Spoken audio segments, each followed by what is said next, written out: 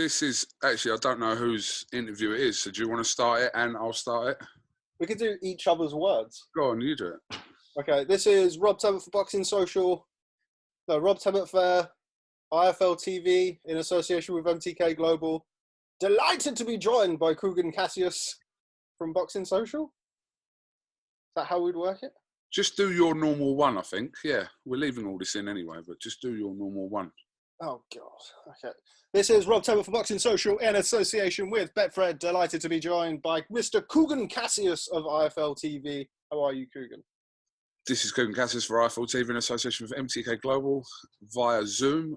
Delighted to be joined by Mr. Rob Tebbutt of Boxing Social.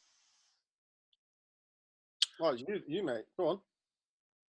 Yeah, I know. It's like a weird vibe, like, because we're not used to, like, I'm used to asking the questions. There's always like a very set interview between me and whoever I'm talking to, which is obviously the same for you. So it's a bit of a weird dynamic. A little bit, yeah.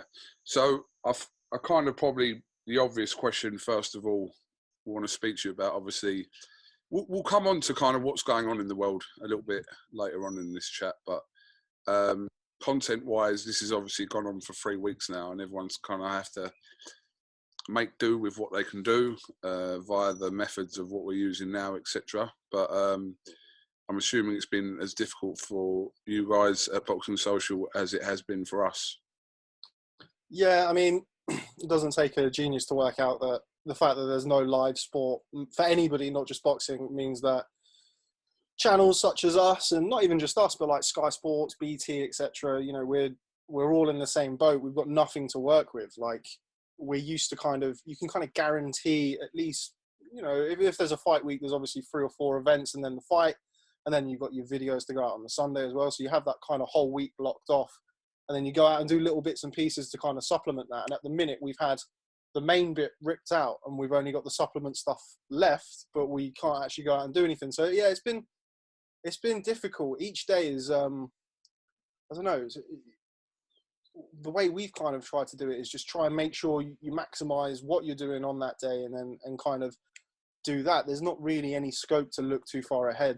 And obviously we can't get out and about. So it's been very, very difficult, very difficult. It's also challenging, like, actually staying in the house. Like, I haven't been out of the house apart from going to the shop since, 4 weeks on Thursday ago. So 4 weeks and 2 days. And I'm cracking up, man. It's not great for the mental health. So yeah, it's very, very strange time. Like, obviously we usually have, you know, January and August are usually the quiet months for us, and this has just been like a whole new level. And I think the fact that we also had like 2 months of scheduling in place for big fights and stuff that we could kind of plan our quarter around, really, and now that's all gone. So it's been difficult, really difficult.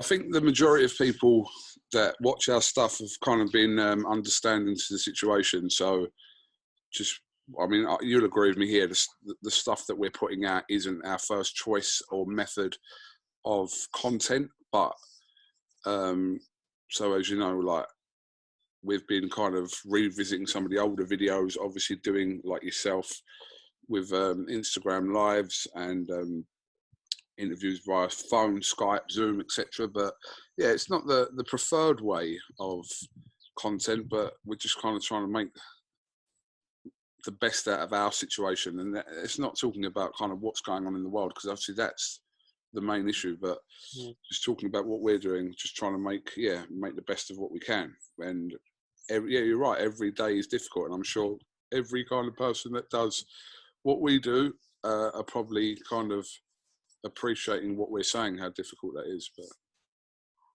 yeah, I mean, you make a good point, really. Like, with when the actual lockdown officially came in, I think it was the day that they cancelled or suspended rather Kelly Avanesian and a couple of other fights. I think the Ritson fight, Terry Harper, Natasha Jonas. I put out that little video, which I know you loved, on Boxing Social, just to kind of say to our fans, look, this is the situation, just as a bit of a kind of a heads up, really. Like, we're going to still continue to try and put something out, and we've put something new out every day, which is kind of a thing that I've tried to make sure we've done, just to kind of, you know, give people a little bit of a mini distraction, but obviously for the channel, you know, to keep things regular. But just letting people know that, yeah, it's not going to be great. And, you know, the content that you've grown accustomed to from channels such as ours, you're not going to get now for however long. We don't really know. But the only thing that we can do, because obviously it's our job, is to keep trying to come up with stuff and think outside the box, really. But it is hard. And like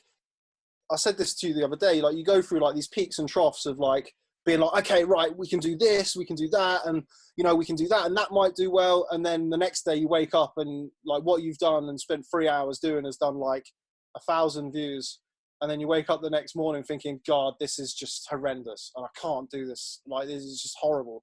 Literally every day is different in its own way. But yeah, people generally speaking have been understanding and grateful for like the content that we have been able to get out there, which has been nice. But yeah, I mean, I'm desperate for some live sport coming back. It's pretty lean times for us as content guys. No sport.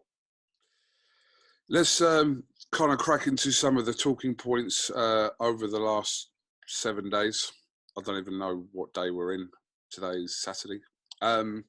So let's talk about the situation regarding Dana White and the UFC, which is kind of an interesting development. I know it's not boxing, but obviously Eddie Hearn had some comments about what Dana White was proposing to do prior to a couple of days ago regarding a private island, and I think quoted Dana White's having to stand down because of obviously the execs at Disney and ESPN have kind of put their foot down with it to kind of rule this situation out. But what did you think about that? It seemed a bit optimistic when Dana White was talking about kind of getting everyone to a private island in order to go ahead with the next UFC, which is only a week away, which was scheduled to be a week away. But did you think that as well? It was far too optimistic for that to happen in this current situation.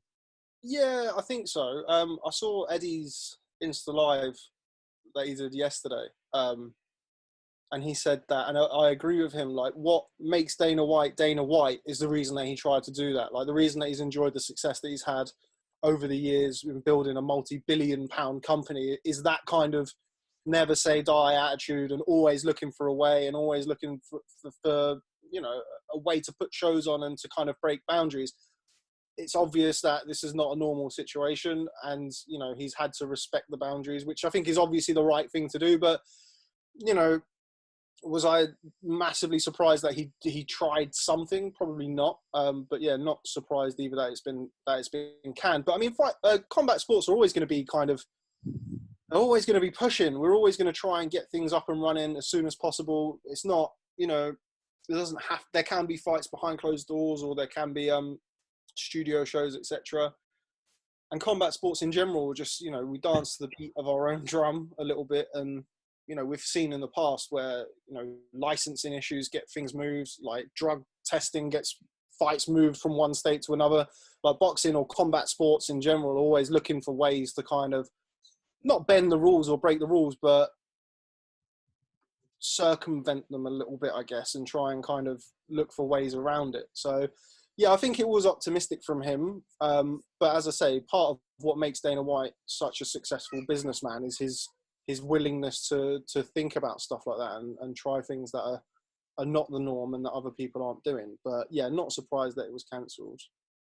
I think it was Regis Prograis that floated with the idea that Eddie Hearn should maybe look to do something similar. But I think after kind of we've seen that event cancelled with no surprise really, I think that's kind of poured water on any kind of suggestion that Eddie Hearn would try and attempt to do that. But Eddie's the sort of person that would try to probably, if he could do it and it was safe and, you know, it kind of works, that he's the sort of person that would try and make something like that work, I'm assuming, if it was safe.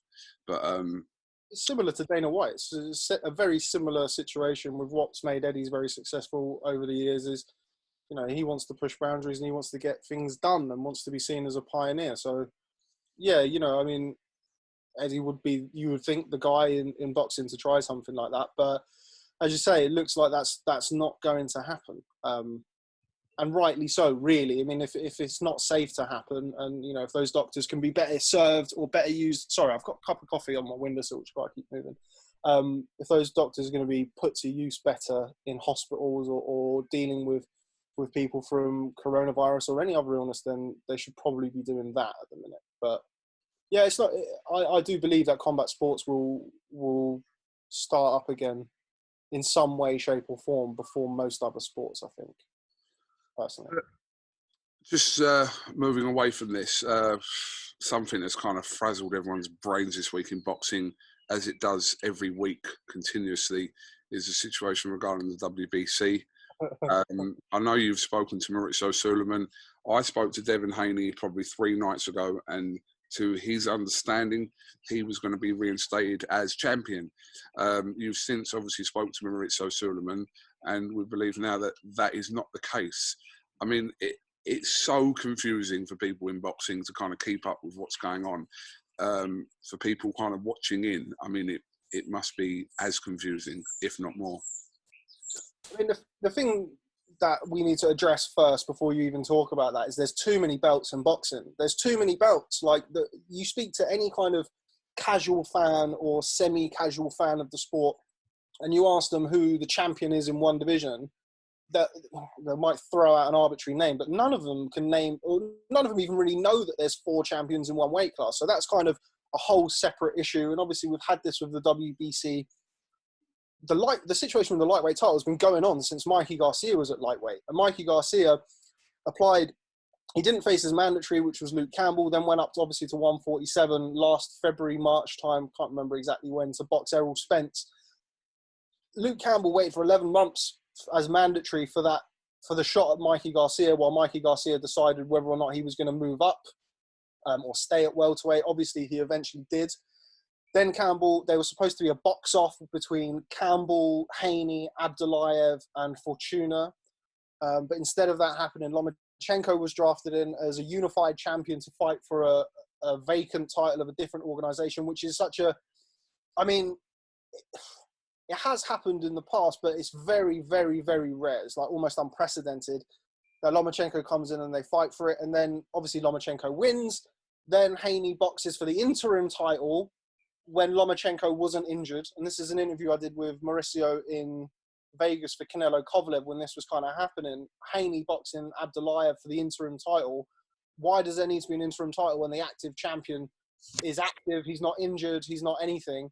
And then all of a sudden, Haney beats Abdullayev, gets elevated to full champion. Lomachenko becomes franchise champion, which people still don't know what it means. I've done 5 or 6 interviews with Mauricio, and I'm still none the wiser. And then you have Haney has an injury on the KS, or after the KSI Logan Paul undercard where he boxed, has an injury. So he goes champion in recess, and then Campbell is ordered to fight. It's so confusing. It's hard to keep up. Campbell's forced to fight Fortuna, or ordered to fight Fortuna for the full title.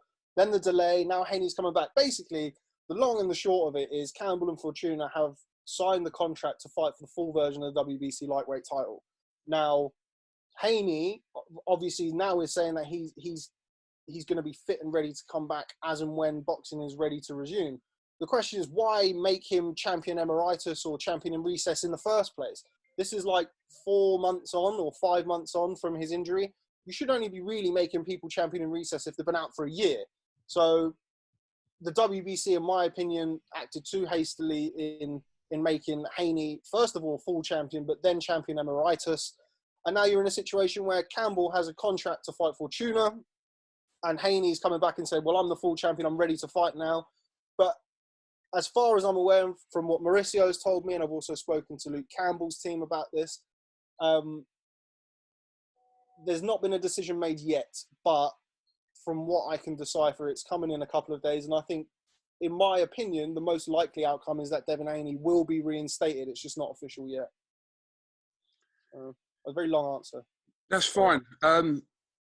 No, it's just, like I said, it all happened within this kind of space of 2 or 3 days. We heard kind of Luke Campbell's comments, and then obviously Haney, and then Maurizio Sulaiman. But I think this situation in general is confusing, but obviously this week as the boxing stories are quite dry at the moment, it kind of gets highlighted a little bit more so.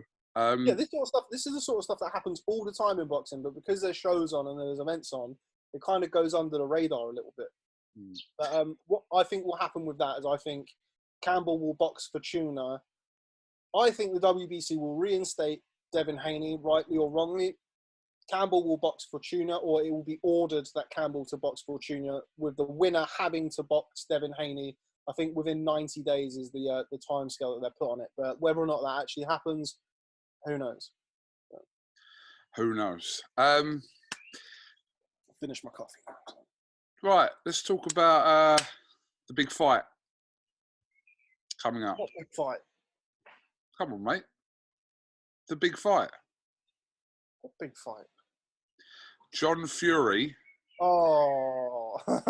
versus a guy called Nick Theo. Yeah, well, I mean, these clips have gone like viral over the last 2 or 3 days. We got a guy called Mick Theo who put a video out, which I actually got sent by numerous people before it was actually put public. And then obviously John Fury made his response video. And yeah, it was quite interesting. What do we make of it, Rob? Well, first of all, it's a brave man who calls out John Fury for anything, whether it's a thumb war, a game of Scrabble, anything. I couldn't imagine calling him out. But I saw the video of John Fury's response before I actually saw the video, and I saw it come up on iFL, and I was like, "What's happened here? Like what's going on here?" And then I watched the video, which was quite funny in places because obviously the fact that it's been filmed by one of his grandchildren or there's young children, and you've got this man who ordinarily, like, you know, oh, it's granddad, it's blah blah blah, it's granddad John Fury, and he's like a terrifying man. So you had this whole thing. I was watching it, I couldn't quite like believe really what I was seeing, and then obviously I watched Mickey Theo's video afterwards, and by my understanding, he wants to do like a charity fight or something. I don't know how that would happen or how that would work, but I mean, I've only really met John a couple of times. I've never actually interviewed him, but I can't imagine he's really up for any light-hearted horseplay or any light-hearted charity business. I think if you call him out, and I'd like in the video, if you mention his name, then that's it, man. So I don't know. Anyone who wants to fight John Fury has my respect and also my deepest concerns for, because he's a frightening man, John Fury, really frightening. So my sources told me. All right, Coppinger. Shout out Mike Coppinger. My sources told me that today that this actually could end up being a thing, and obviously I don't know all the details regarding charity, etc., but this actually could be a thing. So we'll see. Watch this space. I think, like you just said there, if you kind of, you mentioned John Fury's name and get him to possibly buy it, which John has, but like John said in the video, he said he'd never swayed away from a challenge in his life. So you could quite believe that with John Fury. So we'll have to wait and see what happens. But yeah, listen, if some sort of, I'm not saying good comes out of it, but they're talking about possibly raising money for the NHS or a charity or whichever, then if some good comes out of it, then as long as everyone's safe and comes out of it safe, see what happens. Yeah, I mean, it would be great. Obviously, raising money for charity is brilliant. But yeah, like anybody who puts out a video like that about John Fury must know that he's all about the smoke, man. John Fury wants all the smoke. So yeah, but I can't quite imagine, like, if I was going to fight John Fury, which I never would for any amount of money, whether this makes me sound selfish or not, I'd want paying personally a lot of money to get in the ring with him. As much as I'd like to do my bit for charity, I'd also like to be paid for it myself, because that's not going to be fun, I don't think, getting in the ring with John Fury. I wouldn't have thought so, to be honest with you. I wouldn't have thought so, Rob. So I opened it out to some Twitter not questions as such, but kind of talking points. So if I just get my phone out here, run through some of the sensible ones.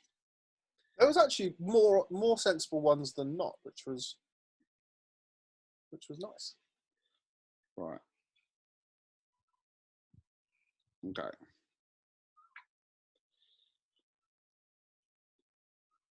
All right, here's one. John Brett Smith. We can both answer this. Top 3 interviews you want when boxing returns?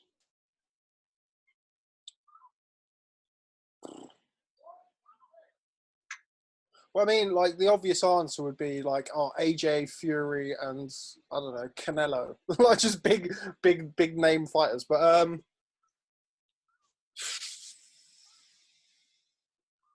I'm going to list 2 straight away. Go on.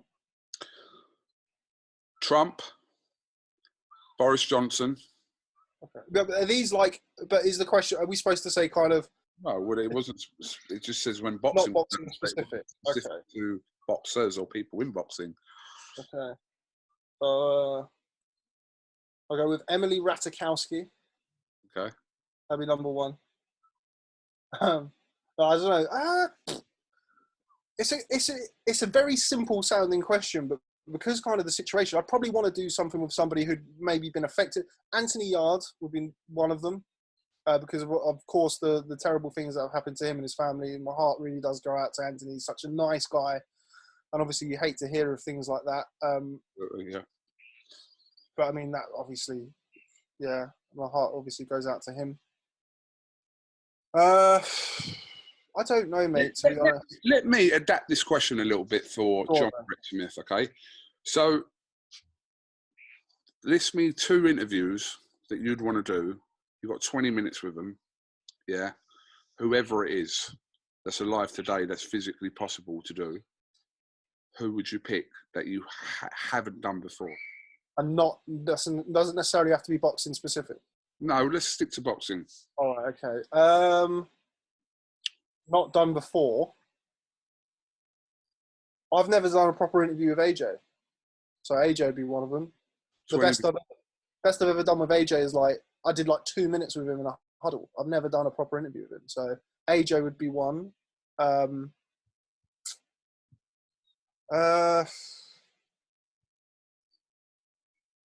Roy Jones Jr., Mike Tyson. Yeah, Mike Tyson's a good shout. If you get 20 minutes with Mike Tyson, I don't think 20 minutes is enough for Tyson, but you're capping it. It's my game. Do you know what? I've never interviewed Manny Pacquiao. He's definitely on my list as someone who's currently involved in boxing that I haven't interviewed. So, do you reckon he'd be that forthcoming though? He's literally a politician now. So I know I've just got an interest to interview Manny Pacquiao, but yeah, that's one of the lists that I haven't done within boxing, as in kind of people on the current scene. So he'd definitely be on there. Never done a proper thing with Floyd.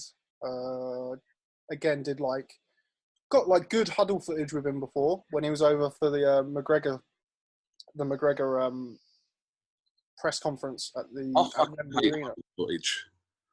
Oh, it's horrible. I know occasionally like we both upload huddle footage, but it's horrendous footage. It really is. I know you get some good sound bites sometimes, and I know sometimes that it's the situation you're in, and sometimes you have to take that. But the huddle footage, like people don't realise how many people are actually standing behind the fighters when trying to literally use a monopod to do like super arms and extend into the shot.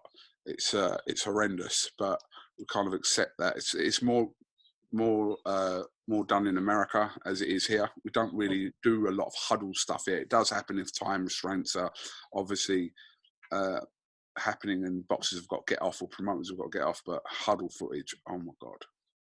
One of the worst things about huddle footage, and this always seems to happen to me or happen to Boxing Socials, obviously huddle footage is not ideal anyway, but you do like a huddle, ask a question, and then it will appear on another channel and it would have done like 500,000 views on another channel, and your question on your own channel has done like 2,000 views, and it's like, So that's happened to me a lot. Not the main reason that I don't like doing huddles. I don't like doing it because I don't like having the same content as everybody else. And as you say, you're often like literally like leaning over, like contorting your body into these weird positions just to try and get a shot. And it's kind of like 50-50 whether what you film is actually going to be usable anyway. So yeah, huddles aren't great, but needs must. I'd take a good huddle now, mate. I tell you, for any fight. I'd take a huddle anywhere at the moment. Yeah, absolutely. As long as it was safe. Rob, plans for weight loss during lockdown? I've got some comments about this.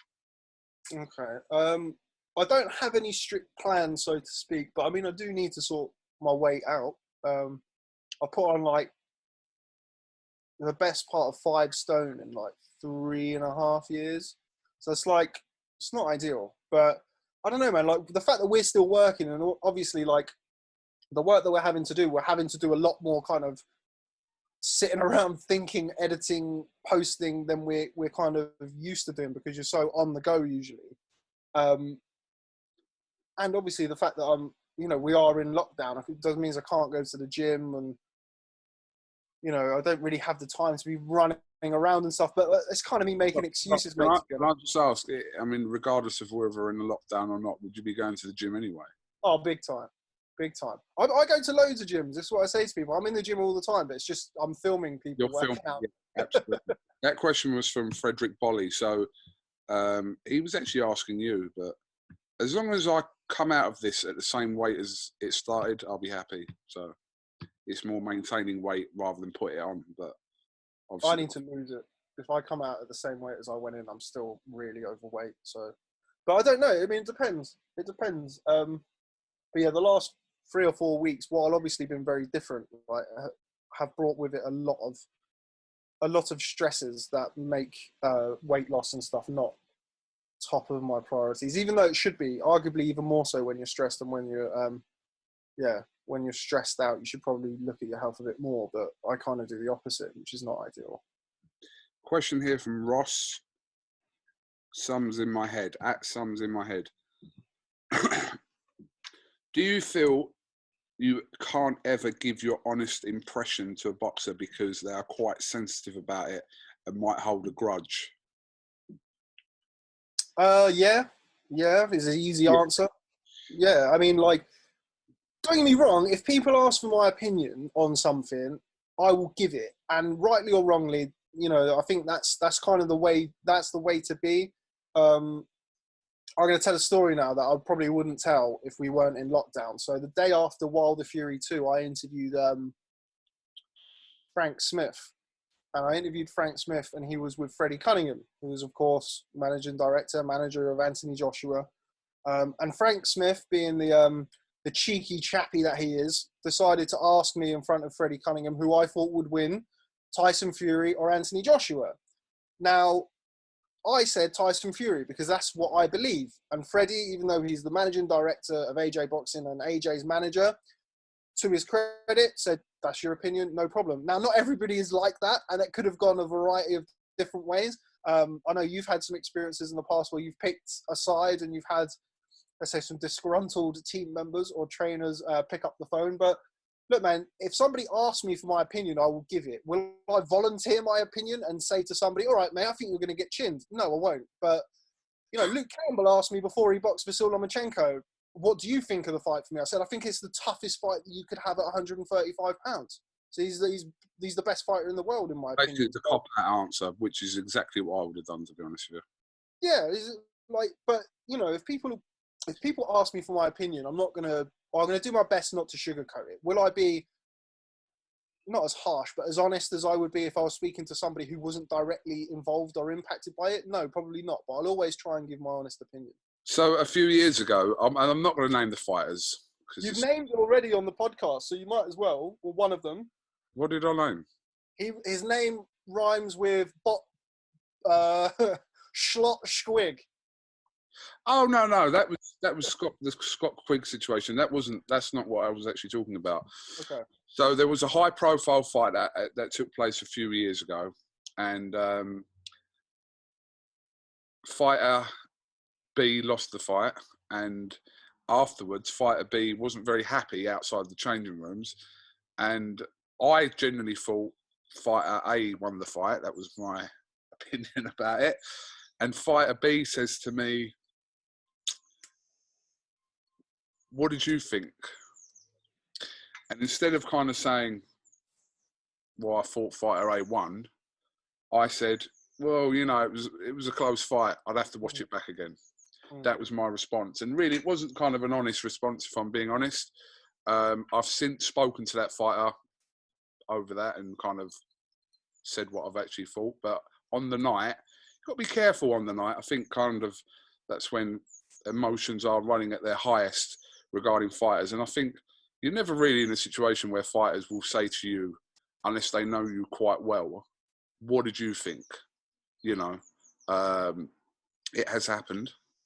And I always believe with close fights, you can kind of give your instant opinion. We're watching it there. But I do like to watch a fight back to kind of double stamp my opinion, which I do with all fights anyway, but especially like controversial fights that where it is you're talking 1 or 2 rounds. When you're talking 1 or 2 rounds, it's so subjective.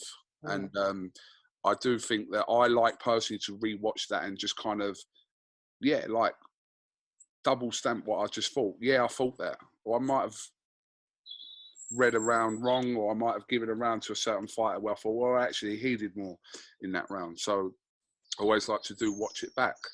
But I think your initial response to a fight when you're watching it, if you've seen like the complete fight, and don't forget, like, how many fights do we watch where we've missed rounds? Like there and then, loads. Like where you're doing like a post-fight interview. I have some big fights. I've kind of joined the fight in round 2. You know, I've missed the opening round or whatever. It happens. But yeah.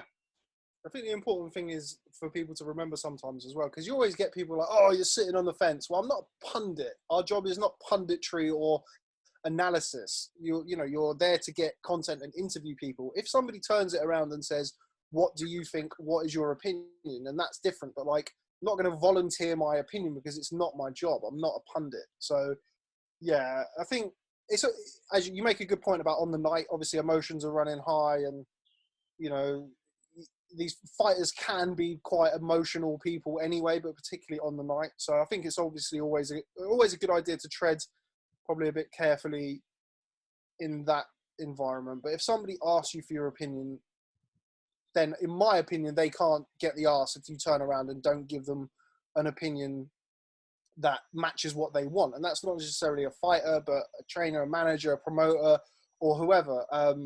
You know, you can't ask me for my opinion and then, you know, bollock me or get pissed off because my opinion doesn't match what you wanted me to say. So yeah. Okay. Moving away from that, that's a good question. Robert Porter. Who was the boxer who told Rob to fuck off in Vegas last year? On a related note, if you're both together at one location, waiting to interview the same people, do you ever compare question subjects if you're about to ask or focus on? Well, I'll answer the first question. Jamal Charlo is the answer to the first question. But I love Jamal Charlo, man. And like, I wasn't like, people afterwards are like, because I didn't tweet his name initially, and people afterwards are like, oh man, don't worry about it. Keep your chin up, blah, blah, blah. And I don't, like, I'm not bothered by it. You know what I mean? Like, my favourite fighter is James Toney. He had the same sort of badass attitude. I don't mind that at all. But yeah, it was Jamal Charlo. And he's like close with Deontay Wilder as well. And I did try and ask him for an interview as he was storming through the MGM ground after his mate had just been knocked out. So yeah, was it ideal? No. But you know, we live and learn. With the second one, like inevitably, like most recent example of this probably is when we were both interviewing Lennox in Vegas when we had like the BT gathering. You went first, and I was literally behind you straight away. There's an inevitability that there's going to be a crossover. You're thinking about the Lennox from the first Wilder Fury fight, I think. Do you remember that? Yeah, I remember that one. But are you talking about the second? The I'm talking about the second one when we was out and I was literally queuing behind you. But like, yeah, there's an inevitability that there's going to be questions that overlap and stuff like that. But I don't listen out and think, oh, what's Coogan saying? But if we stood next to each other, which is rare because as we kind of said about the huddles and stuff, do I listen out and think, I wonder what he's saying? Oh, that's a good idea. I'm going to ask that. Not really. but there's always going to be a crossover, isn't there? No, absolutely. I'd echo exactly what you just said. It's not a case of, oh, let me listen to TEBBUTT's questions, or we kind of generally know what we're going to be asking about. Obviously, the more in-depth stuff comes from you, because you're the better interviewer. And you're not even laughing. Well, you didn't say anything that was funny. All right, come on, let's flick through some of these. Marty Sakura, can you both name your current top 5 pound-for-pound fighters? I think we were asked this on something recently anyway, but... yeah, we did the live, didn't we? I think the top 5 pound-for-pound is very, very simple, in my opinion. It's just a matter of who in what order. So I'll say the 5, not in any order, and you kind of say whether they would be your 5. I think we've had this conversation before. Yeah. So we go Lomachenko, Crawford, Canelo, Inoue, and Usyk. Usyk. Yeah, those 5. I think those 5. I wouldn't quite go as far to say as in any order, but they're the top 5 in my opinion. My order is Lomachenko, Canelo, Inoue, Crawford, Usyk. That's mine. But yeah, I'd just put Crawford a little bit above that. I know, again, we've had this discussion before, but I'd probably put Crawford within the top 2 myself. So, so there's not really a lot of ways you can get that top 5 role. Tyrone Josephine, what's the competition like in both your respected businesses? What is classed as success, and what is the best practice to learn on the job? You take that first, because you've been in the game longer than me, so you got more wisdom. What's the competition like in your respected businesses? I know kind of we share the same thought on this, that we don't sit here kind of looking at other YouTube channels and going and kind of wishing their downfall. It's like, it's mad, but I know that there's YouTubers out there that most probably do it to us. Actually, I know there is. So my attitude to that is kind of, let's just kind of establish some facts here. You know, like Eli Sekbak, and I keep saying this, Eli Sekbak was the first person to do boxing video interviews. He started his channel in 2006, and everything else kind of, I'm not saying that, I think it was Marcos from Fight Hub, from Fight Hub, say recently that, you know, he kind of started his own thing, but after Eli had, but it doesn't mean that Marcos got his idea from Eli. He might have not been aware of Eli, which is a fair point. There might be some channels out there that you're not aware of at the time, and you might have decided to do it. Does that mean that you've copied them or you've been inspired by them? I don't know. Only the individual could say that. But I think it's good. Listen, the more people kind of covering boxing, the better. It's a lot different to 10 years ago. iFL was 10 years in October, and there wasn't anyone doing it here. So, but now I think it's kind of healthy that these like press conferences, weigh-ins, etc., are kind of, this is how the media is viewed now, you know, and this is how people get their kind of sources of information, and etc., etc. So I said to you, we're friends with some who run boxing YouTube channels. We're not friends with others, which is fine. But it's just a case of like, we go and do our stuff, we leave, we come home. Like, it isn't more complicated than that. So I don't know why I've seen kind of YouTube beefings over the years, and I'm just like, why? Like, it's a YouTube channel, chill. But I said, I'd like to think that when we go to America, you know, just we go there, do our work, get home. You know, it's not more complicated than that. Really, like, people don't realise that when we're away, we eat together pretty much, well, 2 out of 3 meals a day probably. Breakfast and dinner, usually we eat together, me, you, or me and Umar, if me and Umar are away, or Umar and Andy, or whoever. Don't get me wrong, there's people who work in boxing media who I don't get on with, but I don't not get on with them because they run a rival channel. I don't get on with them because I don't like them or they don't like me. So it's nothing to do with the fact that, oh, well, you know, they work for Seconds Out, or they work for this channel or that channel or whatever. That doesn't bother me. Me and you get on really well. We, you know, I've had situations where I've needed to use your content and vice versa. you know, if there's ever anything that me and you can do for each other or advice, we talk about interviews and we talk about, you know, situations that we're put in and how we would respond to that. And I think the more people who do stuff like that, and we're starting to see it now as well, like with this lockdown, I think we're seeing more people collaborate and more people understand that we all need each other to survive and all need each other to help bounce off the other. So yeah, I mean, do I want my videos to do more numbers than you? Of course. And you want yours to do more than me. That's just normal. But do I hate it if you do a video that does 1 million views? No, I don't. It's got really nothing to do with us. I want my videos to do millions and millions of views, but you know, if it doesn't, I don't turn around and go, oh, it's Coogan's fault or it's so-and-so, you know what I mean? So yeah, it is competitive. I think, yeah, you make a good point there. It's not a case of kind of, you know, look, our thing is run on numbers, and obviously we want, if I interview fighter A and you interview fighter A, of course I want my numbers to do more than yours, but that's not because like, oh, it's Boxing Social, we have to beat them, or oh, it's Behind the Gloves or Seconds Out, Fight Hype, Fight whoever, Fight Hub or whoever. It's just a case of you want your channel to do more numbers, you want your channel to have more subscribers because you're building your own brand. So it's not really more complicated than that. But there are people, like there are other YouTubers that like obsessed with like kind of seeing a downfall. Like it makes no difference, Rob, if you ended Boxing Social tomorrow, yeah, it doesn't really impact my life.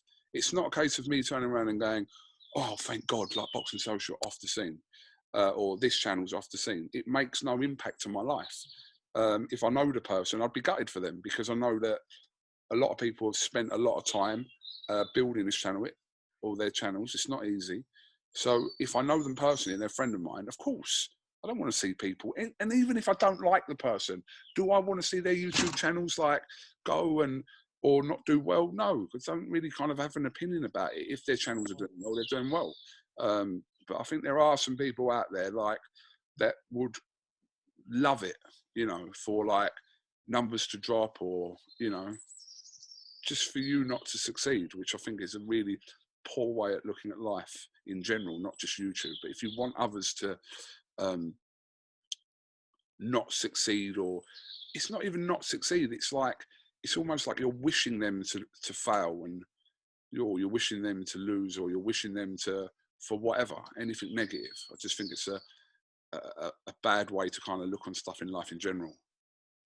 Yeah, I agree. One thing I will say though, and I'd be kind of not lying, but you're iFL are the market leader in the UK, and you've been around for 10 years. I mean, I've said this to you before, and I've said this to other people. I used to watch all of your videos, like when I was doing the dishes, I'd put like an iFL video on in the background and listen and watch and stuff like that. So obviously I don't want you to not do well, but you are the benchmark, and iFL is the market leader for other YouTube channels in the UK to look at. That's not really opinion, that's facts, numbers wise, and the fact that you've been around for so long. So have I, and do I look at you and think, okay, yeah, I need to get up to that level? Of course. But does it impact on my kind of day-to-day? Do I hope that you slack off? No. And do I hope that like anything bad happens to anybody? No, I don't. But obviously the fact that iFL have been around for 10 years and you've got 600,000 subs and you've done X amount of views and X amount of videos, do I look at that as kind of as something to aim towards? Absolutely. But obviously at the end of the day, I can only control what we're doing. And I think that's another issue that's not really strictly speaking YouTube, but that's also in life, is too many people out there worry about what other people are doing. Worry about what you're doing. If you worry about what everybody else is doing, then what are you doing? So that's what I always try and do. I used to be frantic with like checking everybody's views all the time and kind of comparing, like this is like when I first came onto the scene like a few years back. But now you just realize that what will be, will be. And if you look after your own stuff, then you should be okay. And if you're not, it's not because anybody else has done anything. You need to obviously revisit what you're doing. So I think the nearest thing to me and you having this even kind of discussion during a fight week is that when we're kind of reflecting on numbers during the week, and you know, we've I mean, two examples of it were the Zone show in Miami this year at the back end of January. You weren't there at that one, but Fury Wilder as well. It's like, you know, we're talking about, you know, how's traffic going for you? Not going well. It's picked up today. It's getting better. Yeah, we had a really good day that day. But that's just kind of conversations I would have with you, just out of like, yeah, of course, of interest. How are your numbers doing? It's not a case of fucking hell, Rob, you know, you've got 1 million views for that, or you've got 100K views for that. It's like, you know, that kind of attitude. It's generally like we would talk about how your week's going. Because generally speaking, if we have a really good week, if I've had a good week, it technically means really that you've had a good week as well. Yeah, 100%, definitely. Like this is something like, I tell you what, Coos, I need to free up some space on my thing here. So let me just 1 second. I'm going to pause the recording. Go on, Rob. You were saying. I forgot where I was here. Yeah, this is so the reason why we do that, and like, we're not going to go into it too much. I'm sure we'll cover it, but there's a lot of misinformation about how YouTube works and kind of being a YouTuber, so to speak, particularly in boxing. Like, you make a really good point with, if you do well, we do well, particularly for us. Like, I've become very aware, it's not like I didn't know before, but it's become a lot more marked since there's been no shows, that Boxing Social rely more on iFL, Seconds Out, Fight Hub, Fight Hype, all the main channels doing well for us to appear in suggested videos. We've got 90,000 subscribers, which is obviously good. Very good. But compared to 600,000, 500,000, 6, 7, 800,000, whatever, you know, we rely on suggested videos. That's where we get a lot more of our traffic than I would imagine other channels, because we don't have the subscribers. So we rely on the scene to be doing really well for us to do well, because we then appear in suggested videos. People will click on our videos, hopefully watch for a while, like, comment, subscribe, all of that stuff. And that kind of allows us to kind of bridge the gap between 90,000 subscribers and 600,000 subscribers. So when the scene is dead, which is completely dead at the minute and has never been more dead, people like yourself, people like over at Seconds Out, like the main channel, Seconds Out, Fight Hype, Fight Hub, etc., when they're not uploading videos like they would in a fight week, talking like 50, 60, 70 videos a week, there's 50, 60, 70 videos that we're not getting in the suggested videos of, and we don't have the amount of subscribers that all of our stuff will naturally appear on their feed. So for us in particular, as a smaller channel, when you're considering kind of the main channels, the fact that the scene is dead, the fact that iFL are not producing as much content as they used to doing, and all of the other main channels, that does affect us. So the reason why it's good and healthy for us to have these conversations and to be kind of open about YouTube and when, you know, when things are working, when things aren't working, it just helps all of us to kind of understand YouTube more. If you understand more where I'm coming from and I understand more where you're coming from, then it just gives you more of a knowledge of YouTube and the algorithm, which is such like a crazy, complex thing to understand, that the more open you can be with people who are also trying to take advantage of the algorithm and, you know, produce content on YouTube, then the better it will be for you. But yeah, it's very important, man. And I think the more that you can help and more that you can collaborate with people, the better you'll be and the more well-rounded you'll be. So I do think it's very important, and we do exchange plenty of ideas. I don't want to go into this next thing too much, to be honest with you. I just kind of want to make a point of what I'm saying. I've seen a couple of comments, kind of people saying that, you know, about, you know, your numbers being down, etc., etc. And yeah. I mean, it's just not rocket science, and it's more so common sense. What I'm about to say. Obviously, all our channels are built from boxing events.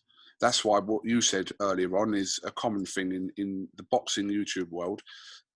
When you kind of take 12 months from a typical calendar year, your lowest months are August and January, unless, for example, this month, the traffic was a little bit higher because we had that show in Miami, which did some decent numbers because of the YouTube fight that was on.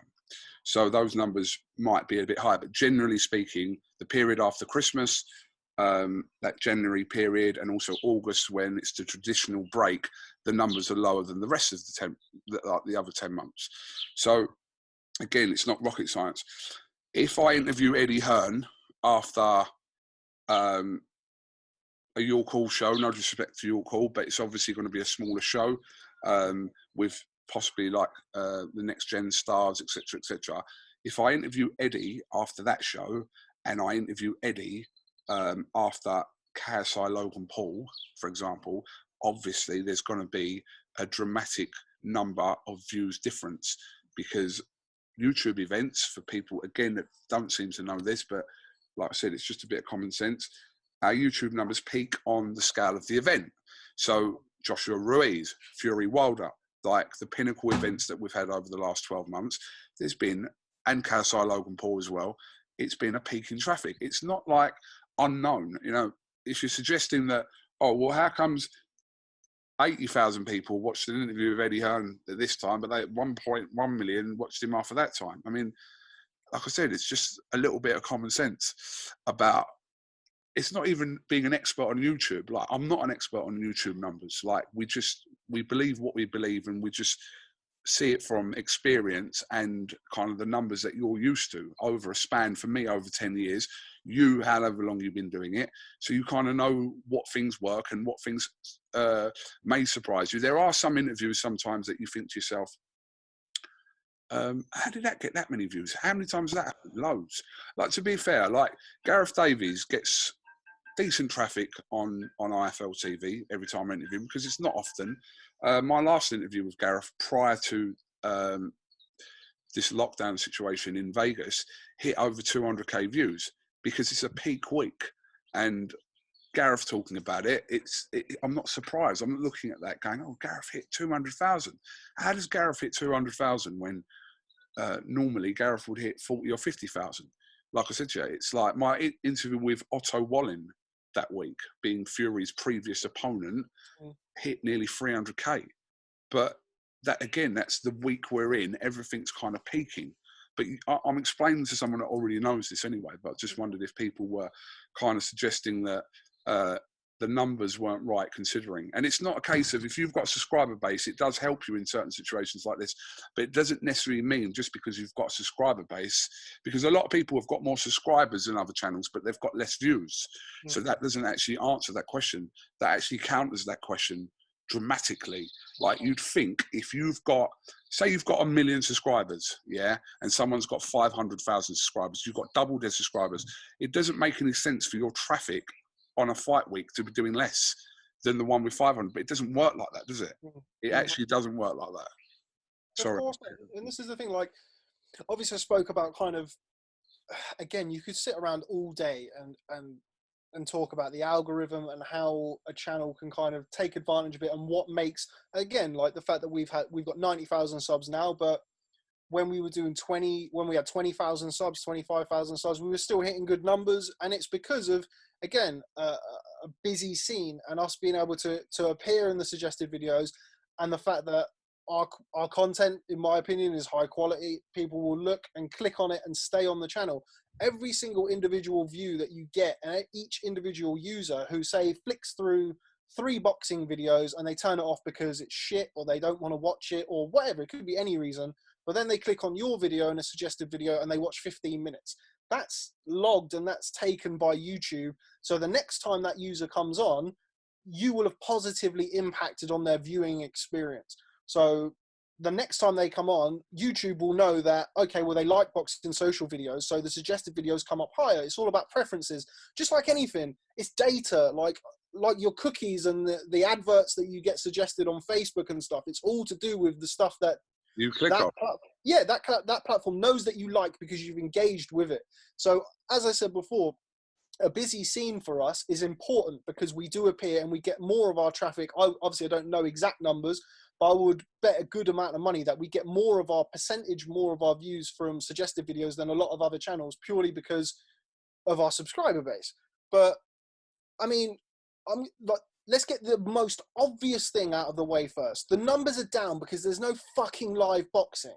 That's the most obvious. Like, go on any Sky Sports boxing, any BT Sports boxing, DAZN, ESPN, any fucking channel that you can find with any amount of money behind them, and compare the numbers they're doing now to the numbers they were doing 6 weeks ago or 8 weeks ago during Wilder Fury 2. Unless you're an absolute moron, you will understand that, okay, biggest heavyweight fight of however long, or Ruiz Joshua, them 2 fights, massive, big, huge pay-per-view fights, compared to No boxing at all. No fucking York Hall, no amateur, no Saturday Night Fight, no pay-per-view, no American, no nothing. It's dead. There's nobody engaging with that type of content. Sky Sports did a video with Eddie in lockdown. Again, like, do you think people are engaging and interacting? Like this video itself that we're going to do now, if me and you were sat in the same room together and you were interviewing me with a handheld, or I was doing it with you, it would do so much better, because that's the type of content people are used to engaging with. Eddie's interview with Sky Sports that he did, where he's like, oh, AJ Fury could happen this year. It did like 40k views in 24 hours. His video that he did after Wilder Fury 2 on virtually the same fucking topic, almost titled exactly the same, did like 1 million views. Is it a Sky Sports News buying views, or are they fucking in exactly the same boat as not just boxing or sport, but every other fucking business in the world right now, where everything's shut down? We can't go outside. So how the fuck are we supposed to, you know? That's just the obvious answer. But if you want to, like, the nitty gritty details or some of the smaller things, it can mean like me and you could do an interview, Coogan, and this happens all the fucking time, where, say, America's a good example. We do an interview 7 o'clock at night in America. It's not going to go out until the next day, because all of our traffic and all, unless it's a big American name, all of our traffic, or the main percentage of our traffic, is in the UK. Why the fuck am I going to upload that interview at 3 o'clock in the morning when everybody's asleep? But if I wait till 8 o'clock in the morning, or say I wait till 11 o'clock in the morning, and you've done the same video or a similar video that goes out at 8 o'clock in the morning or 10 o'clock in the morning, or vice versa, it doesn't take a rocket scientist to work out that the one that went out first has a better chance of doing more numbers than the other ones. Like, we had a Holyfield sit down during Wilder Fury 2 fight week. We had like 20 minutes with Holyfield, and you know, usually you'd think, oh my God, 20 minutes with Holyfield, that's going to bang and do all of these views and blah, blah, blah, blah, blah. That's an example of, yes, it was done in a very busy fight week, but you've got so much competing content and everyone's on Wilder Fury 2, Wilder Fury 2, Wilder Fury 2. If I'd have uploaded that Holyfield interview probably during a quieter time, or maybe a less busy fight week, it would have done a lot better. But there's so many variables. If you go out and interview Eddie in his office, one of the many reasons rather, that does well is because you're the only person who's there. You're the only person who has the video, and you can upload it knowing that you've got that content. If you're at a press conference, me and you are at it all the time. This again goes back to like the competition, the friendly competition. We're friends and stuff, but if we're at a press conference, I want to get my HEARN interview out before you do yours, and vice versa, because that gives us the best chance of making more money and getting more views and engagement and what have you. So it really, like, stuff like that, it bothers me, and it gets me angry and het up, because it's not fucking difficult to work out the reason why views are low and traction is shit at the minute. And also, like, people pointing this stuff out, like, we're working just as hard now as we've always been, but for like 5% of the views, or 10% of the views. So it's harder now than it ever has been to produce content. And then when you produce it, people are going, oh, your fucking content shit, mate.